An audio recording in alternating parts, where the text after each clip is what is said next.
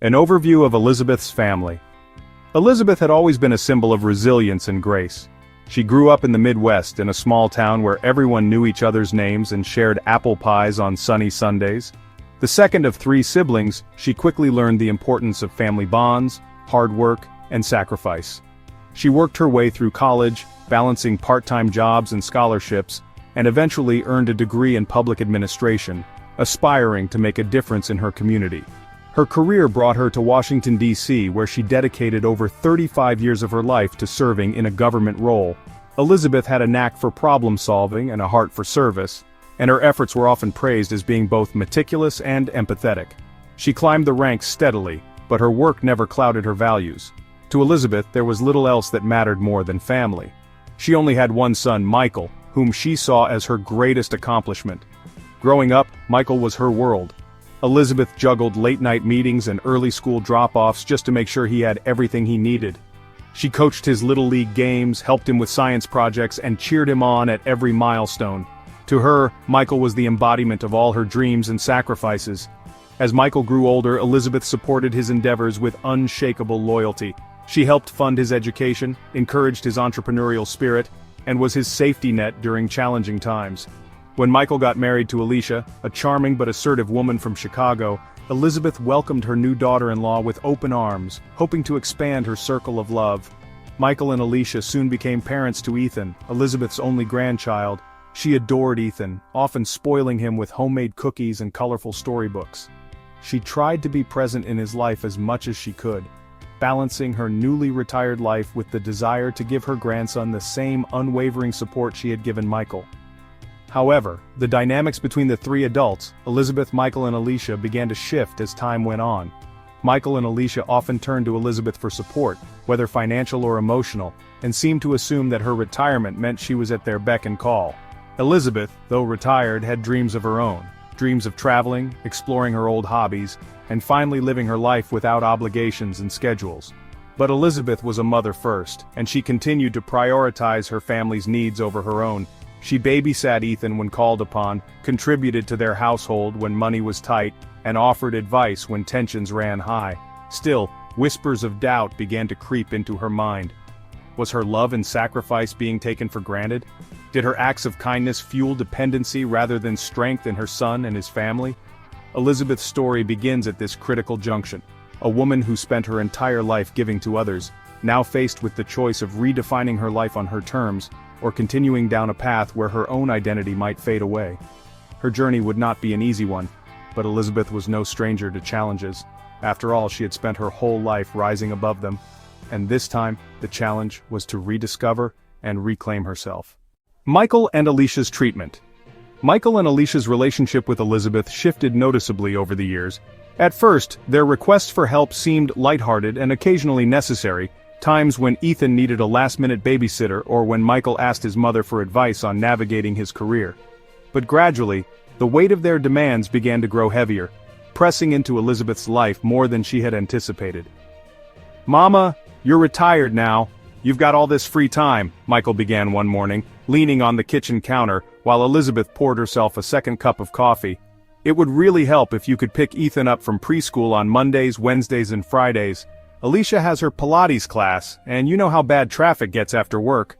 Elizabeth blinked, absorbing the request, even as she mentally counted how much that would intrude on her personal plans. But she murmured, "All right, I suppose I can make it work," because saying no simply didn't come naturally to her. Before long, those modest requests ballooned into heavier expectations. Alicia, who was fiercely vocal and almost always brimming with opinions, began taking liberties in steering conversations toward Elizabeth's finances and lifestyle. "You know, Mom, when Michael and I talk about families who really pull together, we think, why can't ours be more like that?" Alicia said one night during dinner, pointing her fork as though driving a stake of truth into Elizabeth's heart. "Some of his co-workers' parents help them with rent, or have handed down properties to help with expenses. It's just something to think about." Michael, sensing the awkwardness in the air, simply nodded, but avoided making eye contact with his mother. Elizabeth, trying not to appear blindsided, replied softly, "I've always wanted what's best for you, Michael, and for Ethan too, but things aren't always so simple." Yet in the quiet of her own thoughts, doubt gnawed at her. Was she doing enough? Shouldn't she want to provide as much as she could?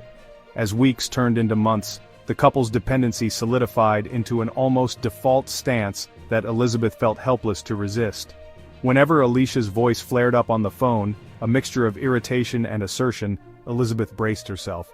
"Mom, seriously, you've had 3 days off this week. Would it kill you to come over and help us out with Ethan for an hour? Michael is working late." Or on another occasion, "Oh shoot, the dishwasher broke. It'll cost $800 to replace. You know, it wouldn't be an issue if you'd just live with us and let us sell your house. You'd save so much money and we'd all be happier." There were nights Elizabeth lay awake staring at her ceiling, echoes of their voices circling in her mind. She worked tirelessly her entire life for her stability, yet somehow it wasn't enough, not for Michael and Alicia at least. They spoke as though her resources were an extension of theirs, as though her retirement should naturally slot into the gaps in their responsibilities. The turning point came one Friday evening when Elizabeth returned home from a doctor's appointment, carrying her prescriptions in one hand and gently massaging her aching knee with the other. She pushed open her front door only to find Michael and Alicia sitting in her living room, as though they'd been waiting to stage some kind of intervention. "Mom, you've got to realize something," Michael started, his tone carefully rehearsed, but wavering under the weight of its audacity. "At your age, living alone doesn't make much sense anymore. Honestly, you don't even need this house. Alicia and I were talking and we both agree. You should transfer the house over to us. That way we can manage it for you and you'll never have to worry." Before Elizabeth could respond or even catch her breath, Alicia chimed in. "Right? It's so practical, Mom, and we already have the paperwork, so it'll be super easy." The words hit her like cold water. For the first time in years, she hesitated to answer. Her instincts, the ones honed from decades of unconditional giving, urged her to smile and go along with their plan. But somewhere deeper within, a seed of resistance began to take root. "I don't understand," Elizabeth finally managed, breaking the silence.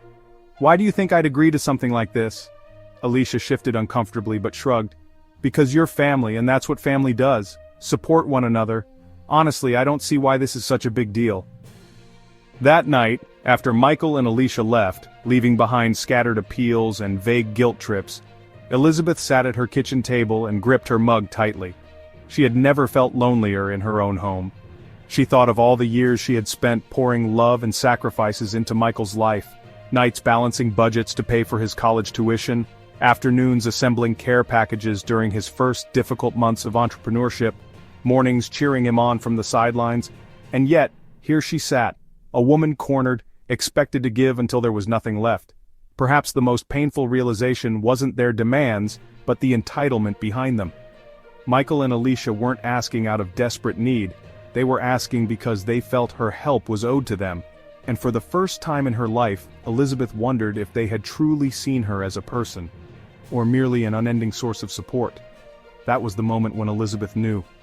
Things couldn't remain the same. She'd spent her entire life giving. Now was the time to reclaim it. The climax of tension. One cold January afternoon, Elizabeth shuffled into her house after a long doctor's visit. Her knees ached more than usual, and the cold seemed to seep all the way into her bones despite the thick coat she was wearing.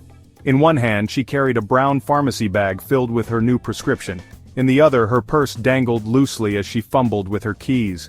All she wanted was a warm cup of chamomile tea and a quiet evening to rest. But as she opened the door, Elizabeth froze. Michael and Alicia were sitting on her living room couch, casual yet expectant, as if what was about to happen was a carefully rehearsed play. Alicia was scrolling through her phone and Michael had his hands folded neatly on his lap, his forehead creased with concern, or something that resembled it. Elizabeth's instincts kicked in immediately. They weren't here for a friendly visit and they certainly weren't here just to say hello. Whenever Michael and Alicia actively waited for her to come home, it was never a good sign. It always meant some sort of demand was looming in the air, like the calm before a thunderstorm. "Hi, Mom!" Michael stood up, flashing the same smile he had used for years to charm his way out of trouble as a teenager. "We've been waiting for you. You must be tired, but there's something really important we need to talk about." Elizabeth set her pharmacy bag on the kitchen counter and slowly unwrapped her scarf. The feeling of unease settled deeper in her stomach, but she forced herself to stay composed. "What is it now, Michael?" she asked, her voice even, though she was already bracing for the blow. Michael exchanged a glance with Alicia. Alicia, never one to mince words, leaned forward slightly, her perfectly manicured fingers clasped together with an air of businesslike efficiency. Mom, we've been thinking. You're not exactly young anymore, and maintaining a house like this by yourself must be so overwhelming. It doesn't make sense for you to live alone. Elizabeth tilted her head. I manage just fine. What are you talking about? Well, Alicia continued with a tight smile as though she were explaining something obvious, we've decided it makes the most sense for you to transfer the house over to Michael. You don't really need it, and if we handle the paperwork now, we'll save on taxes down the road. It also solves so many other potential issues for all of us. Elizabeth was stunned into silence for a moment. The gall, the absolute gall. She took a step toward the couch and placed both hands on the back of an armchair for support. Her voice came out steadier than she felt inside. You want me to give you my house? Michael jumped in, his tone placating but condescending. Mom, don't think of it that way. We're not taking it. It's still family property, but it would just be smarter for the title to be under someone younger. And Alicia's right, this house is too much for you. What if something happens to you here? It's better if you stay with us. This way we can take care of you and avoid unnecessary complications. Complications? Elizabeth asked, genuinely baffled. What complications? And who says I need taking care of? Alicia exhaled sharply, her patience visibly wearing thin. Honestly, Mom, you're being a bit dramatic. We're offering a solution that helps everyone. You'd have fewer responsibilities, and it's not like you'll be out on the street. You'll be with us. Plus, Ethan would love having his grandma around all the time, don't you think? Her tone had shifted to something overly sweet, like she was trying to sell an overpriced product to an unwilling customer. Elizabeth's face hardened. Her fingers gripped the back of the chair a little tighter. Let me get this straight. You want me to sign the title of the house I've worked my entire life for, your childhood home, over to you, just because you think it's convenient? Michael hesitated. He ran a hand through his hair nervously and tried to soften the conversation. Mom, look, I know this is big, but think of it as preparing for the future. I mean, it's just a house. We're the ones who are going to have to handle everything after. His sentence hung awkwardly in the air, unfinished but loud. He didn't need to say the words after you're gone. They were implied and stung deeply. Elizabeth straightened and let out a dry laugh, one that startled even herself. Just a house? Michael, this house isn't just four walls to me. It's where I raised you. It's where your father and I built our lives. And now you're standing here asking me to give it up while acting like you're doing me some kind of favor? Mom, don't make this emotional, Alicia interrupted, her voice sliding into its sharp edge. We're trying to be practical. You don't need a big house for one person, and you'll save so much by moving in with us. Honestly, it's the logical thing to do. Elizabeth's jaw clenched. She opened her mouth to speak but found herself at a loss for words. The entitlement, no, the expectation in their voices had left her momentarily winded, like a punch to the gut. Did they truly see her as nothing more than a convenient source of assets or childcare? You've already decided all of this, haven't you? She finally said, her voice measured but carrying an unmistakable weight. You didn't come to ask me, you came to tell me. Michael, caught off guard, stumbled over his response. That's not true, Mom. We thought it'd be easier if we had everything ready. This is for you too. For me? Elizabeth repeated, stunned. You think taking away my independence is for me? You think treating me like some burden, because that's what this boils down to, feels good for me? Mom, you're twisting, Michael began, only to be cut off by Alicia again. Okay, seriously? Alicia spat, her polished demeanor slipping. Why are you making this so hard? Do you even care about making things easier for Michael and me, for your grandson? What else would you even do with this house? If you don't think of the family, who will? The final statement snapped something inside Elizabeth. The weariness, the constant giving, the sacrifices that were met with entitlement instead of gratitude, it all came crashing down. She stared at them, feeling the weight of decades pressing on her chest. You're right, Elizabeth said suddenly, her voice calm and cold. I've been thinking about the family for far too long. It's about time I started thinking about myself. The shift in her tone made both Michael and Alicia freeze. Silence fell over the room like a heavy curtain. Without another word, Elizabeth walked to the kitchen, turned on the kettle, and began to make her tea. For the first time in years, she stopped explaining herself. Things were about to change, for good. A difficult decision. Elizabeth sat at her kitchen table that night, staring at the steam rising from a half-finished mug of tea. The house was quiet, except for the occasional groan of the radiator and the clock ticking on the wall. She should have felt at peace, but her mind was anything but quiet. Her children's words, filled with entitlement and disregard, kept echoing in her head. You don't need this house. If you don't think of the family, who will? She clenched her fists, feeling the sting of those words all over again. How had it come to this? She had spent her entire life putting her family first, sacrificing her own desires, and now these same people, the ones she had worked so hard to support, wanted to take away the one thing that truly belonged to her, the one thing that represented everything she had built. The memories of her sacrifices played back in her mind like scenes from a movie. Long nights finishing budgets and paying bills to make sure Michael had what he needed for college, breaking open her savings to help him start his first business, skipping vacations and personal indulgences to put every dime into her family's betterment, and through it all, she had never asked for anything in return. Not gratitude, not acknowledgement. She had simply done it because it was what mothers do. But now, sitting at that table, Elizabeth realized something she had never allowed herself to consider before. She was tired of giving, tired of sacrificing, tired of always being the dependable one no matter what it cost her. For so long she had thought that being a good mother meant doing whatever it took to support her child, even if it meant losing herself in the process. But what kind of example was that setting? What message was she sending to Michael and to her grandson Ethan if she allowed them to believe that love was measured in dollars and deeds? Her hand reflexively went to the stack of mail sitting on the corner of the table. Beneath the typical bills and circulars was a brochure that had come in a few days prior. It was from a travel agency, advertising trips for older adults. The cover showed a group of retirees hiking a lush mountain trail. Elizabeth had almost thrown it out immediately, dismissing it as an impossible dream. When would she possibly have time to travel? But now, as she looked at the smiling faces on the brochure, she realized how much she wanted that, to live a life that belonged to her, for once. Her phone buzzed, pulling her out of her thoughts. It was a text from Michael. "Hey Mom, just checking in. You've thought about the house, right? Alicia found someone who can handle the paperwork quickly.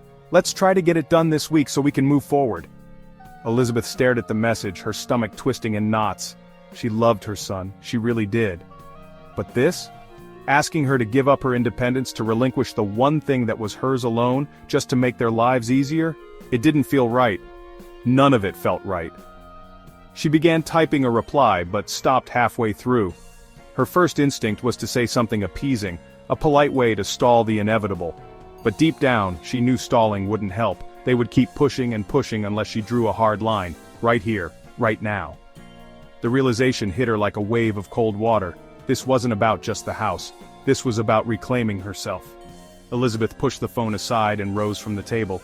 She walked to the mantel above the fireplace where a framed photo of her younger self with Michael as a baby sat proudly. In the photo, her face beamed with hope and determination.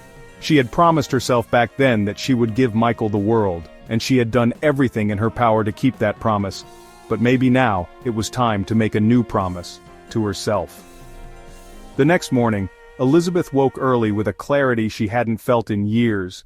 She brewed a pot of coffee and sat down with a piece of paper and pen. She wasn't just going to respond to Michael and Alicia's demands. She was going to write a plan for her new life. One where her needs came first, where she had room to breathe, to explore, to finally experience the freedom she had earned after decades of sacrifice. Later that afternoon, Michael and Alicia called a family meeting at her kitchen table. They arrived with the same expectant demeanor as always, confident that they could talk her into seeing things their way. "So, have you thought any more about what we discussed?" Michael began, his tone casual but probing. Elizabeth nodded, but her face remained unreadable. "I've thought a lot about it," she said, her voice calm but firm. "Oh good," Alicia chimed in, flashing a wide smile. "We knew you'd come around. It really is the best thing for everyone." Elizabeth met Alicia's gaze steadily. "Actually, I disagree." Both Michael and Alicia froze. "What?" Michael asked, his voice tinged with confusion.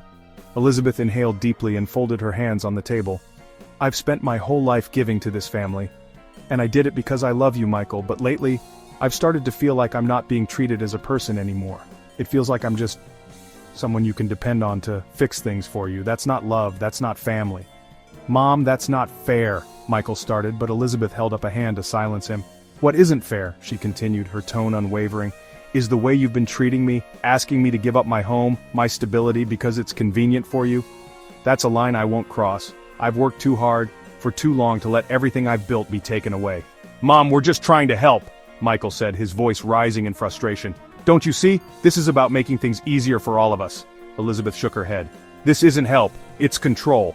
And I won't be controlled anymore." Alicia sighed loudly and crossed her arms. Honestly, Mom, this isn't a good look. You're acting selfish when all we're doing is trying to include you in our plans. Elizabeth's next words came out slowly but decisively. Alicia, I love my family, but I don't need to be a part of your plans. This isn't selfish, it's self-respect. And I've decided that I'm keeping my house. My resources are my own. From now on, I will help when I want to, not when I'm expected to. Silence fell over the room. Michael looked stunned, and Alicia's mouth hung open in disbelief. Elizabeth, for the first time in years, felt light, as though the burden she had been carrying had finally been lifted. She didn't need their approval. She didn't need to explain herself. All she needed was to stand firm, and that was exactly what she was going to do. This was the day Elizabeth chose herself. The decision was difficult and she knew the fallout might hurt, but for the first time in her life she felt a sense of power. It was her life and she was finally ready to take it back. Decisive action. Elizabeth knew her decision wasn't going to sit well with Michael or Alicia, but she didn't let that deter her. After a lifetime of putting others first, she was done. She had come too far and sacrificed too much to let this moment slip through her fingers. It was time to set firm boundaries, maybe for the first time in her life. A few mornings later, Elizabeth invited Michael over to talk. She brewed a fresh pot of coffee and set 2 mugs on the table, knowing what she was about to say wouldn't land gently. Michael arrived alone. Alicia had a work conference, and he appeared more relaxed, perhaps expecting his mother to have had a change of heart since their last conversation. "Morning, Mom," Michael greeted warmly, leaning in to kiss her cheek. "Smells good. Thanks for the coffee." Elizabeth offered a small, polite smile. "Have a seat, Michael. There's something I need to tell you." Michael's smile faltered slightly as he sat down. The tone of her voice, it wasn't the usual appeasing, soft-spoken tone she often used when dealing with him. There was a firmness there, an edge that made him sit upright. "What's going on?" he asked, glancing at her cautiously. Elizabeth sighed and folded her hands on the table, staring down at them for a moment before she looked him in the eye. "Michael, I've been doing a lot of thinking over these past few days. About life, about family, about everything you and Alicia have asked of me." Michael shifted uncomfortably but kept his voice even. "Okay, and?" "And," Elizabeth continued, her voice steady but unwavering, "I've decided to stop any and all financial support for you and Alicia moving forward." The words dropped like a stone in the room. Michael blinked at her, his head jerking back slightly as if he hadn't heard her right. "Wait, what? Mom, what are you talking about? You're cutting us off?" "Yes, I am," Elizabeth said firmly, holding his gaze. "No more money. No more picking up the slack when things get tight for you and Alicia. And I'm certainly not transferring the house over. This is my home, Michael. It's where I built my life, and I'm not giving that up. Not for you, not for anyone." Michael stared at her, dumbfounded. His mouth opened and closed a few times, searching for the right thing to say. "Mom, this doesn't make any sense. You've always helped me. You've always been there for me. Why are you doing this now?" "Because I realized I've been doing too much," Elizabeth replied, her tone level but resolute. "I've spent my whole life giving to you, to this family, and it's come at the expense of my own happiness, my own dreams.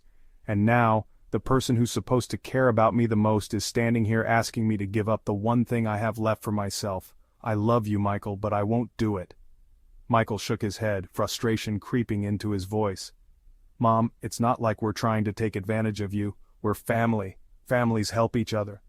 "That's exactly it," Elizabeth said, her tone rising slightly with emotion. "Help shouldn't come with entitlement. I gave because I wanted to, not because I was obligated to. And somewhere along the way that line blurred. You and Alicia expect my help now, as though I owe it to you. But I don't, Michael. I don't owe you anything." Michael's jaw clenched and his voice hardened. "This doesn't sound like you, Mom. Alicia's right. This is selfish. You're not thinking about the bigger picture, about what's best for all of us." Elizabeth took a deep breath, her hands tightening slightly around her coffee mug. "Maybe I am being selfish," she admitted, her voice soft but unyielding. "But for once in my life, I think that's okay. I've sacrificed my dreams, my time, my money to help you build your life. And yet here I am, in my own home, feeling like a stranger, like an ATM machine or a free babysitter. I'm not doing this to hurt you, Michael. I'm doing it because I need to take care of myself for a change, and I need you to respect that." Michael's hands ran through his hair as he leaned back in his chair, exhaling sharply. "You're serious about this?" "I'm very serious," Elizabeth said quietly. "This is not a temporary decision. This is my life, Michael, and I'm taking it back." For a long moment the two sat there in silence. Michael stared at his coffee, his expression a mix of shock, confusion and anger.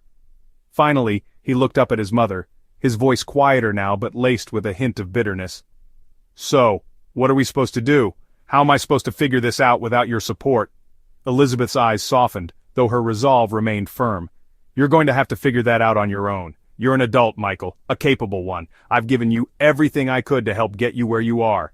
But now it's time for you to stand on your own 2 feet. And I know you can. You just have to try." Michael let out a frustrated laugh, shaking his head. "And what if I fail? What if things fall apart for me and Alicia?" Elizabeth reached across the table and placed her hand gently over his. "Then you pick yourself up and you try again, just like I did. That's life, sweetheart. And I'll be here to cheer you on, to give advice when you need it, but I won't carry you anymore. It's not fair to either of us." Michael stared at her hand on his expression softening slightly as the weight of her words sank in. He still didn't look happy, far from it, but there was something in his eyes that suggested he understood, at least partially. "This is going to change everything, you know." Elizabeth nodded. "I know, and that's okay." Michael left shortly after, quieter than usual, and Elizabeth could feel the tension lingering in the air even after the door closed behind him. The decision hadn't been easy. Every fiber of her being had wanted to comfort her son, to take his burdens onto her shoulders the way she always had. But as she sat back down at the table with her now cold coffee, she felt a sense of relief, a lightness she hadn't felt in years.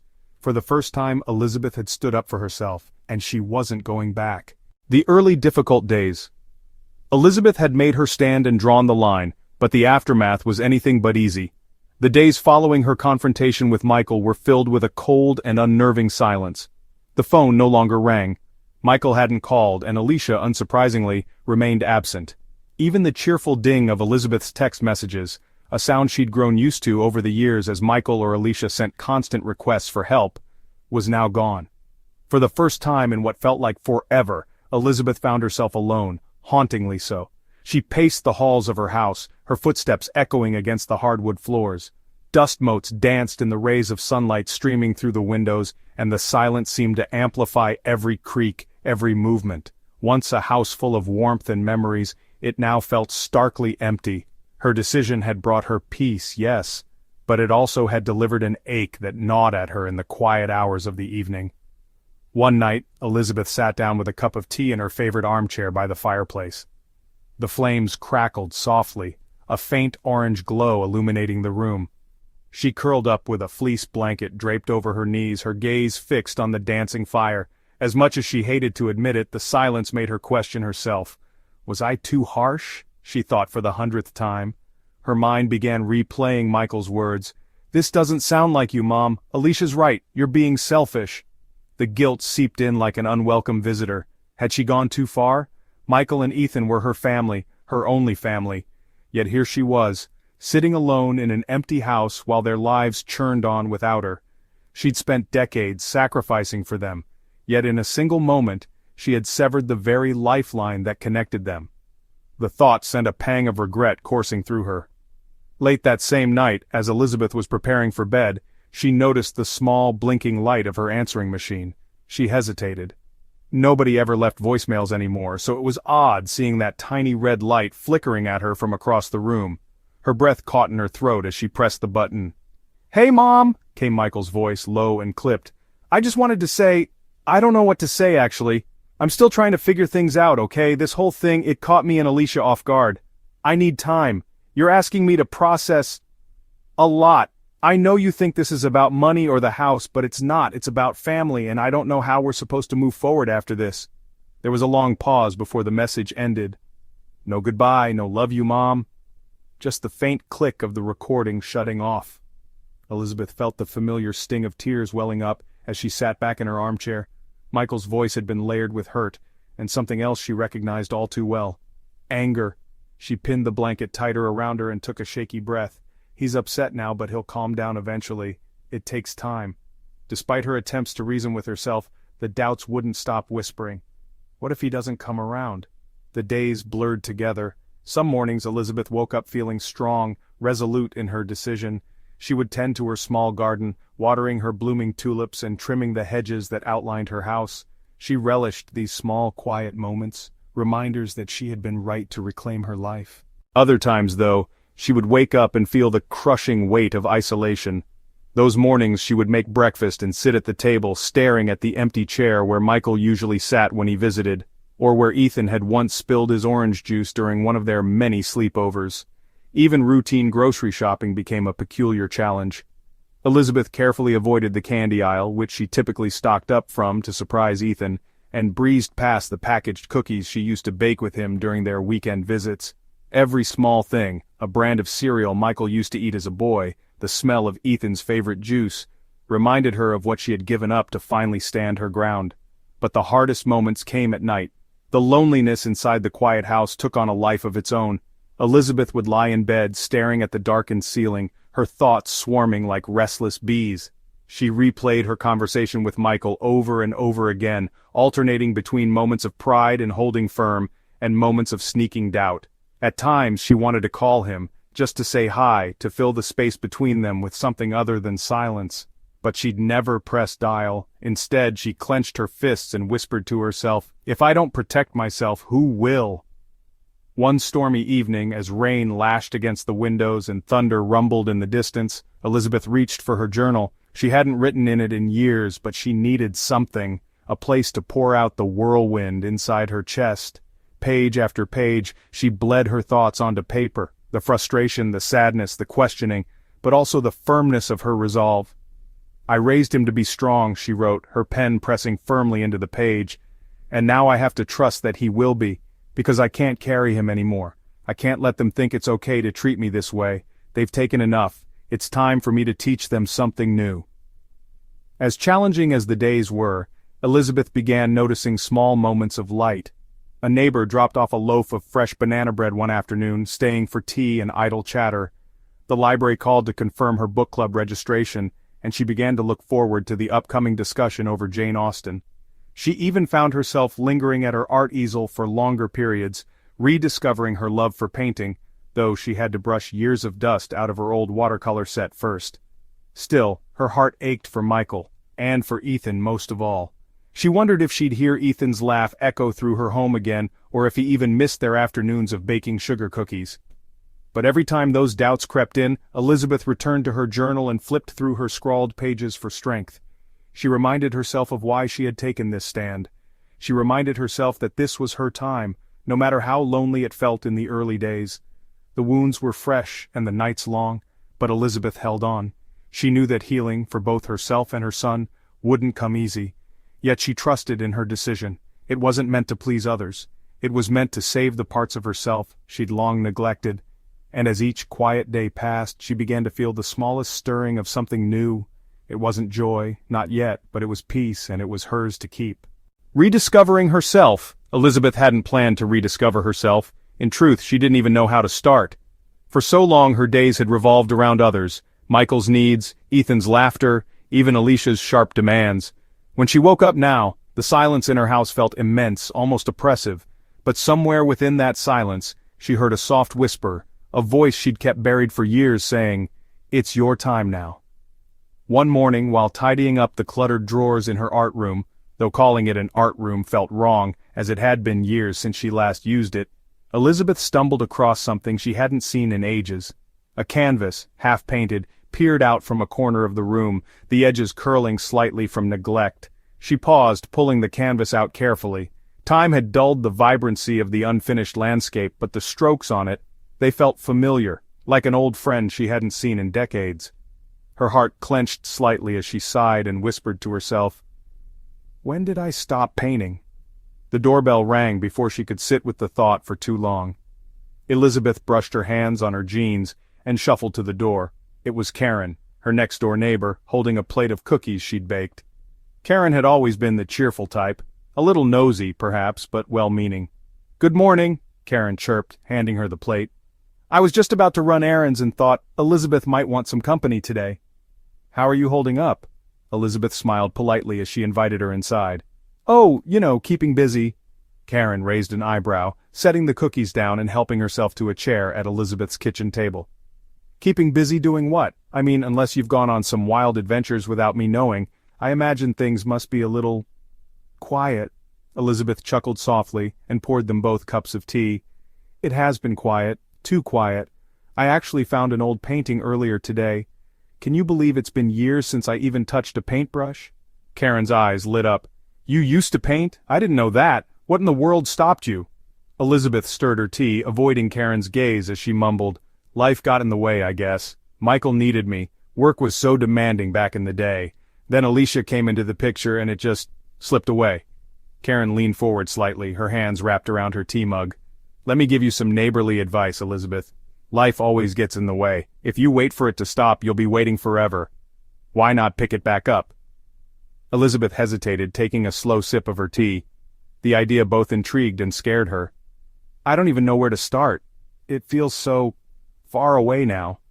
Karen's face lit up suddenly. You know, there's a community center downtown. They have an art program, classes, workshops, even open painting nights. My niece took a ceramics class there last year and she loved it. Why don't you check it out? The suggestion lingered in the back of Elizabeth's mind for the rest of the day. That evening, as she sat alone in her armchair, her eyes kept drifting toward the unfinished canvas. Karen's words replayed in her head. Why not pick it back up? The next morning, Elizabeth found herself walking into the community center feeling both nervous and oddly excited. The scent of fresh paint and clay hit her as she stepped into the art room where a handful of people were already at work. A kindly older man with silver hair greeted her warmly. Hi there, I'm Tom. Are you here for the painting workshop? Elizabeth felt a flicker of hesitation but smiled. I think so. It's been years since I painted. Well, you've come to the right place, Tom said with a grin. We're all just here to have fun. No pressure, no judgments. You'll feel right at home. He handed her a blank canvas, and as Elizabeth sat down at one of the tables, she noticed how easy everyone around her seemed, laughing and chatting as they worked on their projects. Slowly she picked up a brush, her hand trembling slightly as she dipped it into the paint. The first stroke felt almost foreign, like trying to speak a language once known but long forgotten. But the next stroke came easier, and the next one after that. The hours flew by, and by the time Elizabeth stood back to take a look at her piece, it wasn't perfect, but it was hers. Her heart swelled with a mixture of pride and relief. She had taken the first step back to herself.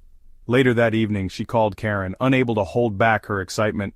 Karen, you were right, I went to that art workshop and, I don't know, it just felt so good to paint again. Karen's voice was lively on the other end. See? I told you, what's next? Are we enrolling you in art school? Elizabeth laughed, feeling lighter than she had in weeks. Let's take it one day at a time, but I think I'll definitely go back. As the days turned into weeks, Elizabeth began carving out time for herself in ways she hadn't allowed before. She signed up for yoga classes at dawn, discovering a quiet strength in holding poses she had never attempted. Once a week she met with a book club at the library, delighting in the heated debates over characters and plot lines. Paralleling her rekindled love for art, she also dusted off an old set of watercolors and started spending hours at her easel, repainting both her emotions and her dreams in vibrant hues. One afternoon as she painted on her back patio, Ethan came over for a visit. The little boy climbed up onto the wooden bench next to her, wide-eyed as he watched the swirls of color bleed across her canvas. "Grandma, are you a real artist?" he asked with awe. Elizabeth chuckled, her heart warm. "I don't know about real, sweetheart, but I do love to paint." "Can I try?" Ethan asked, his small hands already reaching for a spare brush. Elizabeth nodded, offering him a piece of paper. Together they spent the next hour painting side by side. Ethan's strokes were messy and chaotic, but his giggles filled the air, and for the first time in years, the house felt alive again. Elizabeth realized then that rediscovering herself didn't mean losing her family. It meant showing them a version of her that was whole and happy. Over time, painting, yoga, and books became more than hobbies. They became her lifelines. Elizabeth began to see herself clearly again, not just as a mother or grandmother, but as a woman with passions, talents, and dreams. Her rediscovery wasn't a grand affair, it was in the small, everyday moments, laughing with Ethan, splashing paint on her hands, or rolling up her yoga mat with a satisfied sigh. When Karen visited months later, Elizabeth greeted her at the door with a radiant smile. "Come in, I want to show you something." Karen followed her to the art room, now transformed. Canvases adorned the walls, brushes were arranged neatly on the desk, and colors filled every shelf. "This is amazing, Elizabeth," Karen said, clearly impressed. "You've built yourself a little sanctuary." Elizabeth beamed with pride. "I have. And you know what, Karen? It's just the beginning." Michael returns in a difficult situation. It was a little past 8 p.m. on a quiet Sunday evening when Elizabeth heard the unmistakable sound of a car pulling up in her driveway. She set down her book, glanced toward the window, and frowned slightly. She wasn't expecting anyone. Michael hardly ever stopped by unannounced, and Alicia never came by without texting her first. Elizabeth walked to the door, her knees aching from a long day working in the garden, and opened it to see Michael standing there.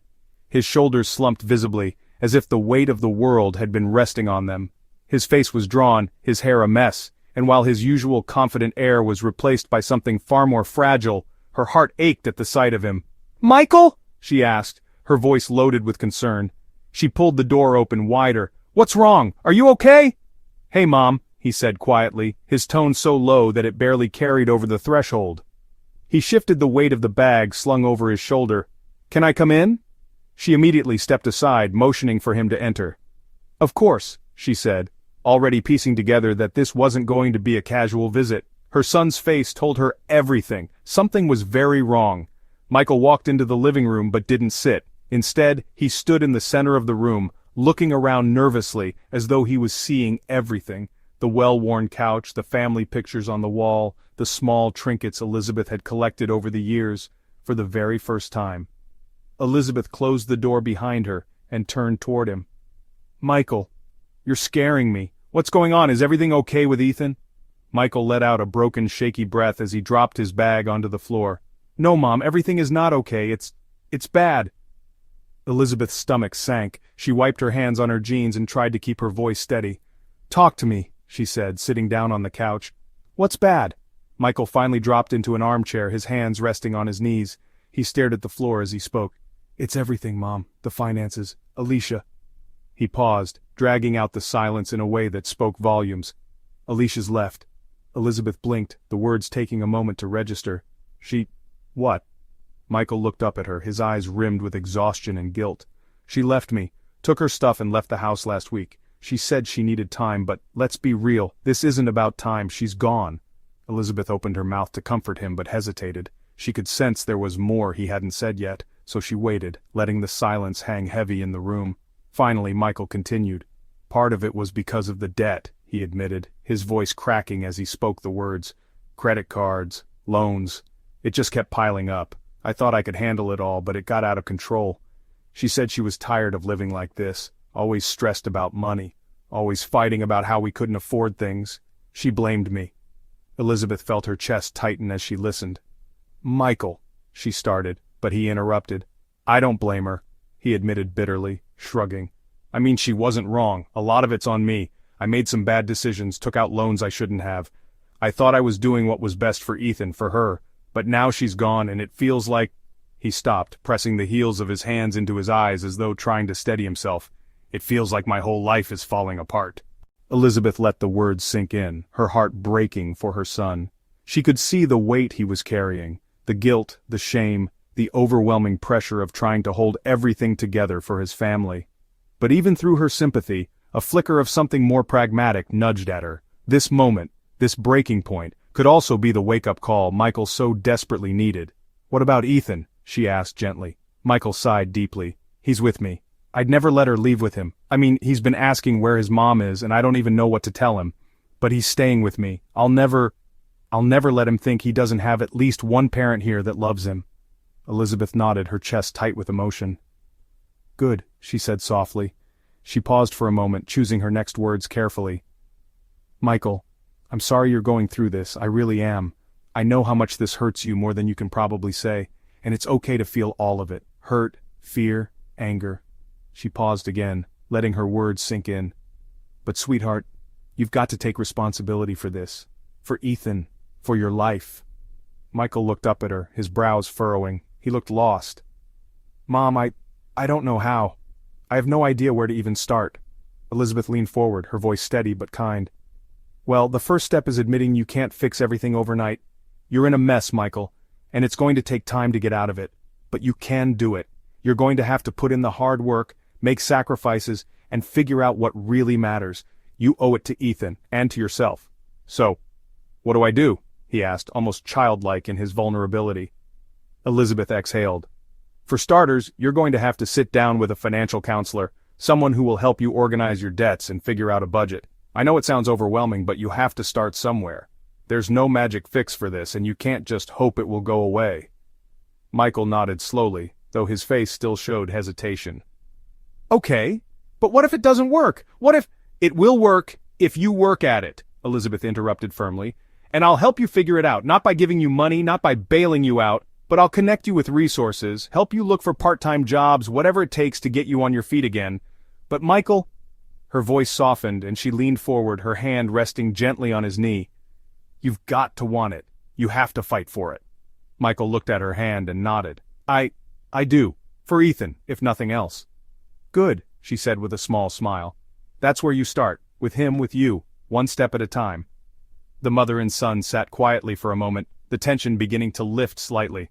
For the first time in years, their conversation wasn't clouded by expectations or resentment.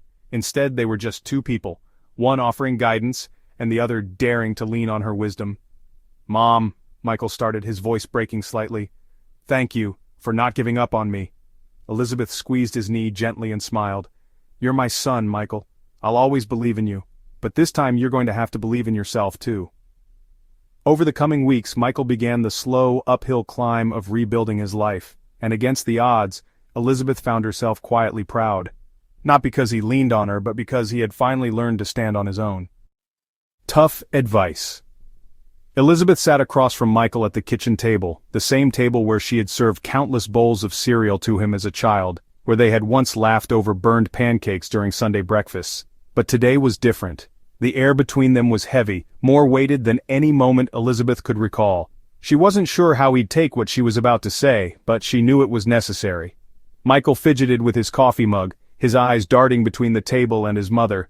He'd been quiet since arriving that morning, but Elizabeth could see the anxiety bubbling just beneath the surface.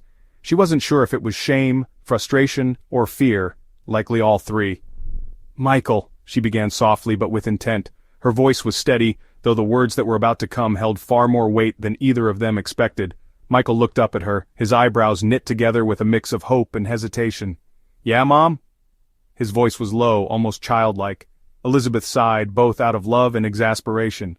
We've talked about what's happened, about Alicia leaving, the financial mess, and how everything feels like it's fallen apart. And Michael— She paused for a moment, making sure he was truly listening. Something has to change, and that change has to start with you. Michael blinked, his expression tightening. I am trying to change, he said defensively. Do you think I don't understand how bad things are? I know I messed up, okay? I know I've made mistakes, but it's not like I did it on purpose. I thought I was doing what was best for Ethan, for all of us. I didn't think it'd turn out like this. Elizabeth tilted her head slightly, studying him with the same maternal patience she had employed when he scraped his knee or failed a test as a boy. But there was no room for excuses this time, no bandages or reassurances to cover up the cracks in his life. I know you didn't do it on purpose, she said quietly, but that doesn't mean you haven't been avoiding responsibility. Michael, I hear what you're saying, but this isn't just about what happened to you. This is about what you do next. And that's why I need you to listen carefully to what I'm about to say. Michael straightened a bit, the tension in his face sharpening into a mix of uncertainty and unease. What are you trying to say, Mom? Elizabeth leaned forward, folding her hands on the table. I love you, Michael. I've loved you with every inch of my heart from the moment you were born, and that will never change. But I can't fix this for you. Not this time. She paused, letting the words sink in. I can't bail you out, write you a check, or hand you the answer. I won't. Because that won't help you. Not in the long run. Silence filled the room, the hum of the refrigerator the only sound between them. Michael opened his mouth but shut it again, shaking his head as he looked away. So that's it? He muttered. You're just gonna watch me fall apart? No, Elizabeth said firmly, her voice rising just slightly. I'm going to watch you stand up for yourself and for Ethan, because I know you can, and honestly, you need to. It's time, Michael. It's time for you to stop depending on everyone else to fix what's broken and start building something better for yourself and for your son. Michael's jaw tightened, the words clearly hitting a nerve. It's not that simple, Mom. Do you know how hard it is right now? I owe money everywhere. I can't even figure out where to start. And you sit here in this house comfortable and safe telling me I just need to stand up? You don't get it. Elizabeth's forehead creased. There it was, the deflection, the denial she had seen creeping into his behavior for years now. But she didn't back down.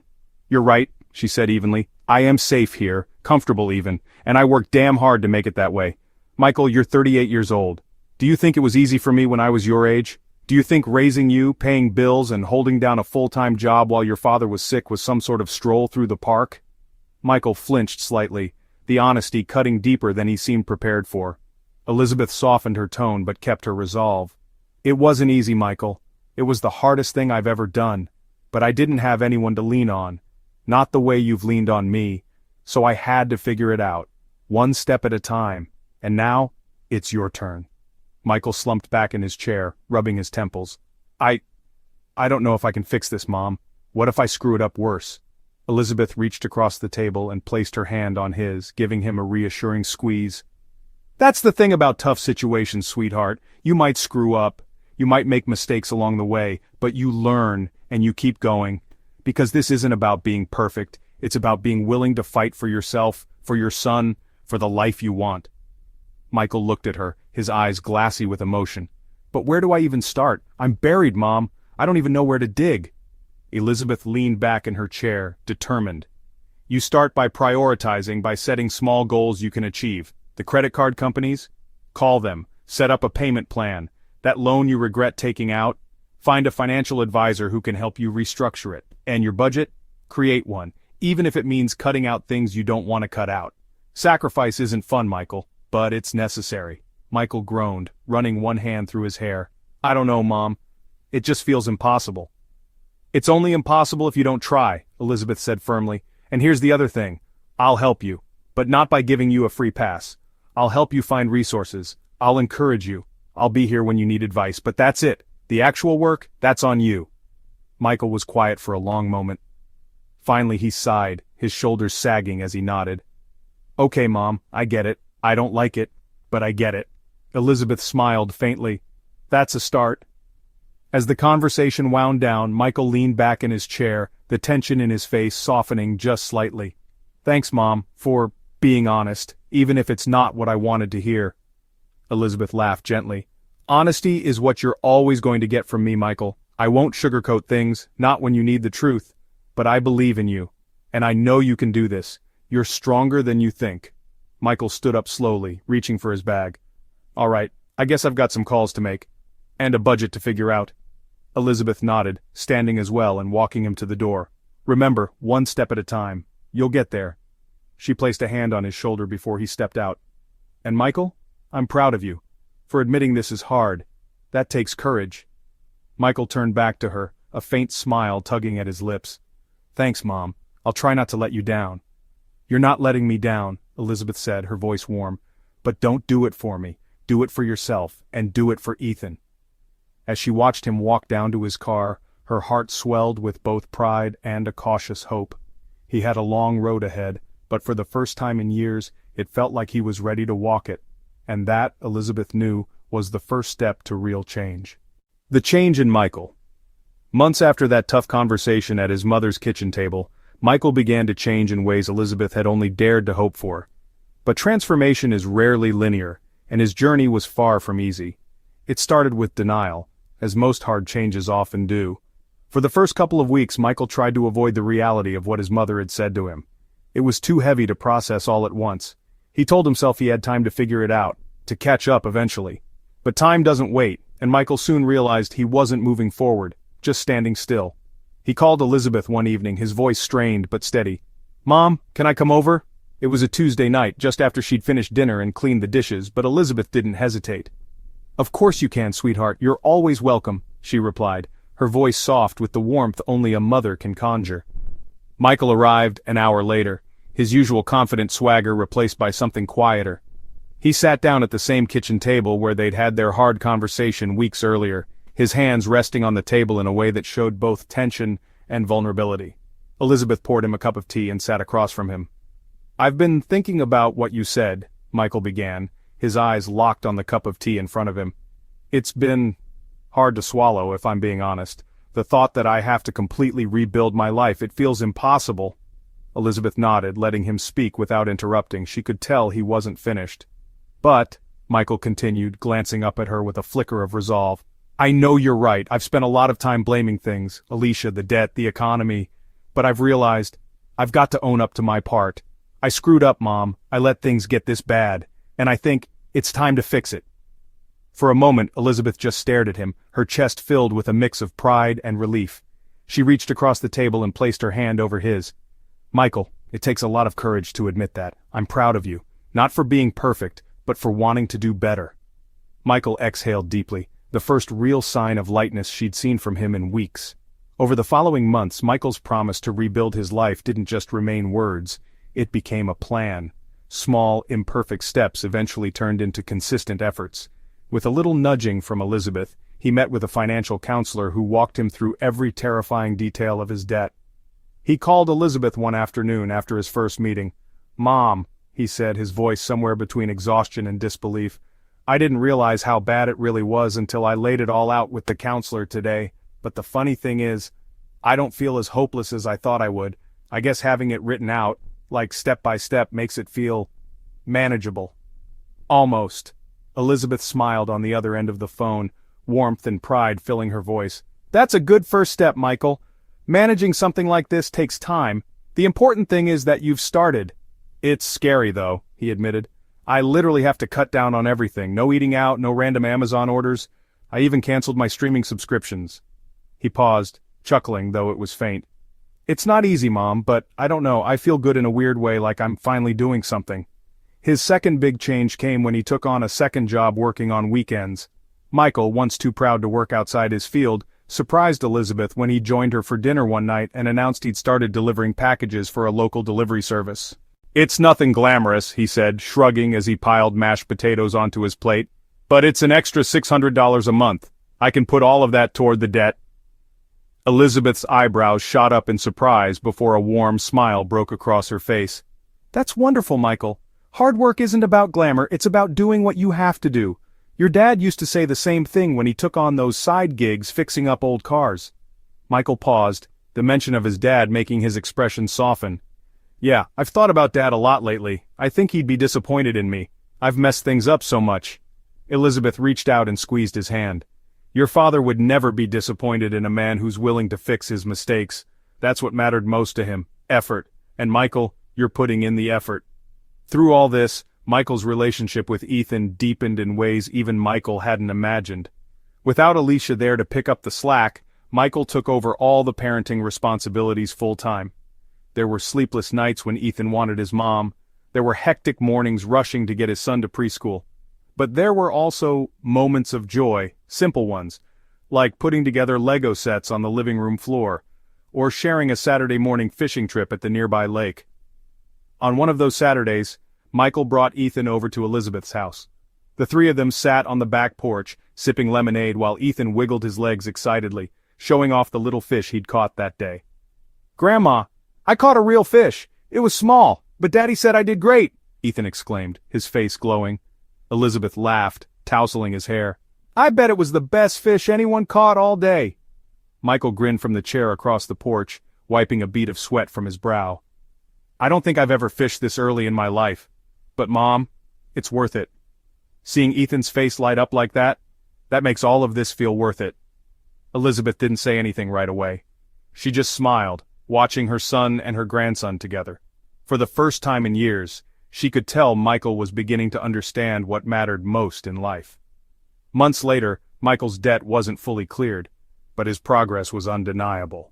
He'd paid off 2 of his credit cards and reduced his spending to what was essential.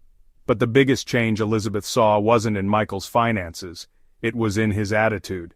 He stopped coming to her for easy answers, stopped looking to her as a safety net. Instead, when Michael called her now, it was often to share small victories, a promotion at work, a clean grocery list that stayed under budget, a funny story about Ethan.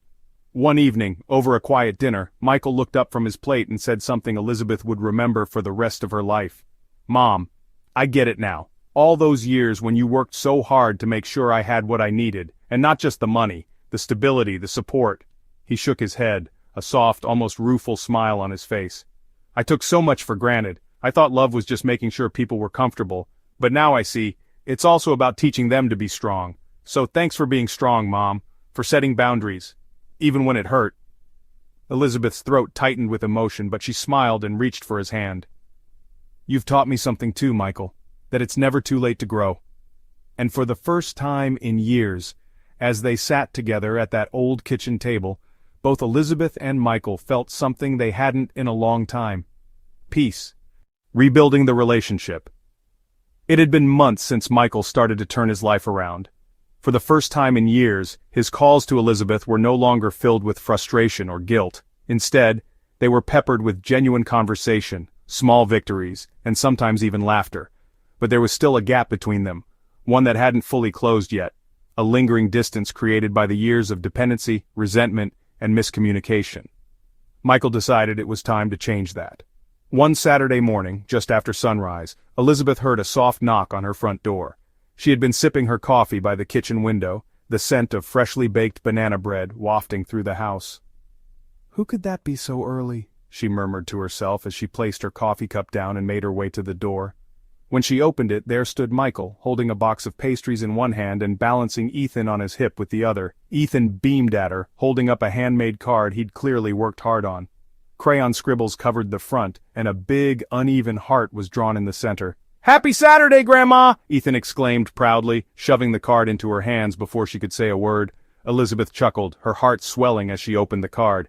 Inside, in Ethan's best attempt at writing, were the words, "I love you, Grandma. Let's see you today." "Well, isn't this the best surprise?" she said, her voice warm. Her eyes moved from the card to Michael, who was standing there with a slightly sheepish look on his face. "Mom," he began, we thought it might be nice to have breakfast together, if that's okay." Elizabeth hesitated for a second, not because she didn't want to see them, but because she was caught off guard by his tone. It wasn't the usual Michael, rushed, distracted, or guarded. He sounded intentional, vulnerable even. "Of course it's okay," she replied softly, stepping aside to let them in. "You're always welcome here, you know that."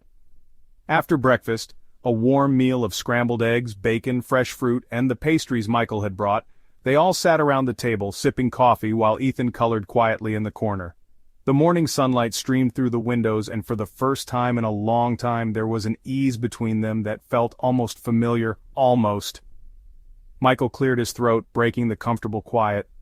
"Mom," he started, his voice uncharacteristically hesitant. "I've been thinking a lot about us, you and me." Elizabeth looked up from her mug, her brow furrowing slightly. "What about us, Michael?" He ran a hand through his hair, clearly searching for the right words. "I know I've screwed things up. Not just with Alicia, or with my finances, but with you too. For years I feel like I treated you more like a safety net than my mother. I don't think I even realized it at the time, but looking back," he sighed heavily, his hands resting on the table. "You deserved better from me." Elizabeth's heart ached at his words, but she kept her expression soft, letting him continue. "I mean, I can't tell you how many times I just expected you to save the day. Like when the bills piled up, or when Ethan was sick, or when Alicia and I would fight. I'd drag you into it like it was your job to fix it all." His voice cracked slightly, and he quickly shook his head. "But it wasn't your job, Mom. It was mine. It always was." Elizabeth reached across the table and placed her hand over his. "Michael," she said gently, "we all make mistakes. I made my share of them too. Maybe I let you lean on me too much because I didn't want to see you struggle. But that doesn't mean you loved me any less. You were just lost. And now it feels like you're finding your way back." Michael looked up at her, his eyes shining with emotion. "I am trying, Mom, and I want you to know that I see it now. I see everything you've done for me. All the sacrifices you made, the nights you stayed up balancing bills, the days you gave up your own plans to help me.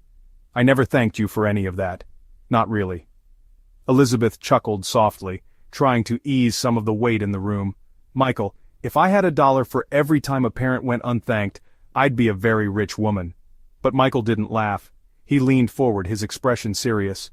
"No, Mom, I mean it. Thank you, for everything. For believing in me when I gave you no reason to, for loving me when I wasn't taking care of myself, or you, or Ethan. I don't ever want to take you for granted again." For a moment, Elizabeth didn't know what to say.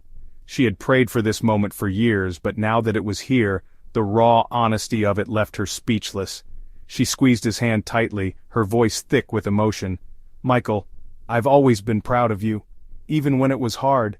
Even when you couldn't see it. You're my son. And seeing you take responsibility, seeing you grow into the man I always knew you could be, that's the greatest gift you could ever give me." Michael blinked rapidly, clearly fighting back tears. "I just want to do right by you, Mom. By you and Ethan. I'm learning as I go, but I want to do better." "You're already doing better, Michael," Elizabeth said, her voice firm. "I've seen it. You're taking small steps, but they're the right ones, and more than anything else, you're showing Ethan what it means to keep trying, even when it's hard. That's what matters most." As the morning sun climbed higher in the sky, the conversation turned lighter. Ethan proudly showed Elizabeth the latest craft he'd made at school, a clumsy but adorable clay figurine of what he claimed was a dinosaur but looked more like a chubby lizard. Michael smiled more than he had in months, laughing along as Ethan tried to name his creation. Meanwhile, Elizabeth felt a warmth spread through her chest that she hadn't felt in years.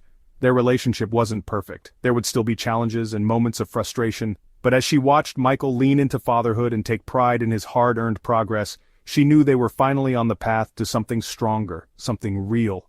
"Mom," Michael said as they packed up to leave, standing by the door with Ethan's hand in his, "from now on, I don't just want you to be part of my life when things are falling apart. I want you to be there for the good stuff too." Elizabeth smiled, her hand resting on his cheek for just a moment. "I've always been here, Michael, and I always will be, but I'm really looking forward to seeing all the good." As they walked away, Elizabeth closed the door softly and stood there for a moment, her hand resting lightly on the frame. For the first time in a long time, the house didn't feel empty after they'd left. Instead it felt full of hope, growth, and the promise of new beginnings. Days turned into weeks, and Michael kept his promise. He called Elizabeth not just to ask for advice, but to share little victories and invite her into moments of joy.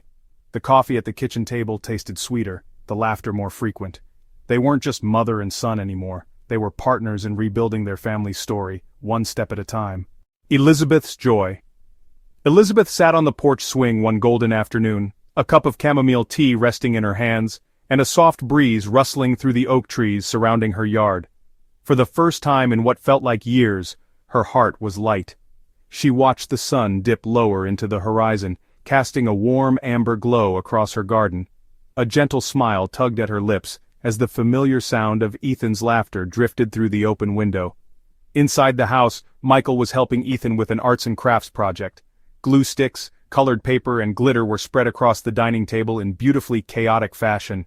It had been Michael's idea to bring Ethan over every Friday evening for family night, a new tradition that Elizabeth secretly cherished more than she let on. Her phone buzzed lightly on the patio table, pulling her out of her thoughts. It was Karen, her cheerful neighbor and now steadfast friend, checking in like she always did. Elizabeth picked up the phone with a chuckle. "Karen," she answered, "are you checking in to make sure I'm not running off to Las Vegas?" Karen's voice came through the line, full of humor. "You've got that mischievous look sometimes, Elizabeth. I wouldn't put it past you. But no, just checking how your Friday dinner with the boys is going." Elizabeth glanced through the window, where she saw Michael trying and failing to peel a glitter sticker off his sweater while Ethan giggled. "It's wonderful," Elizabeth replied, her voice warm. "I'm sitting out here watching life unfold, Karen, and for the first time in a long time I feel like everything's right where it's supposed to be." "Oh, listen to you," Karen teased. "That's the sound of a woman finding peace. It suits you, Elizabeth." Later that evening, Elizabeth joined Michael and Ethan at the kitchen table. Ethan looked up happily, his tiny hands covered in glitter. "Grandma, look! I made a bird!" Ethan declared, holding up a piece of construction paper that looked vaguely like a bird, though it also resembled a spaceship.